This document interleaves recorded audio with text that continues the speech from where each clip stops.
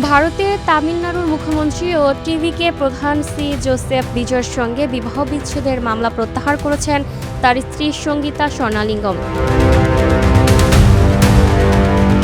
শুক্রবার ভিডিও কনফারেন্সের মাধ্যমে আদালতে হাজির হয়ে তিনি মামলা প্রত্যাহারের সিদ্ধান্ত জানান।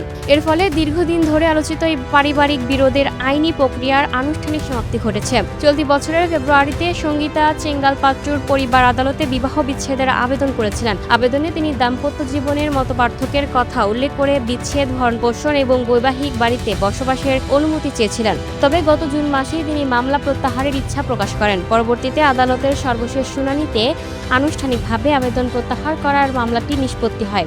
উল্লেখ্য, 1999 সালে আন্তঃধর্মীয় বিয়ের মাধ্যমে বিজয় ও সঙ্গীতার দাম্পত্য জীবন শুরু হয়। তাদের এক ছেলে ও এক মেয়ের রয়েছে। 2023 সাল থেকে বিভিন্ন জনসম্মুখের অনুষ্ঠানে সঙ্গীতার অনুপস্থিতিকে কেন্দ্র করে তাদের সম্পর্ক নিয়ে জল্পনা শুরু হলেও এ বিষয়ে দুজনের পক্ষ থেকে আনুষ্ঠানিক কোনো মন্তব্য করা হয়নি। মামলা প্রত্যাহারের মধ্য দিয়ে বিজয় ও সঙ্গীতার পারিবারিক সম্পর্ক নিয়ে চলমান আলোচনার আপাতত অবসান ঘটেছে।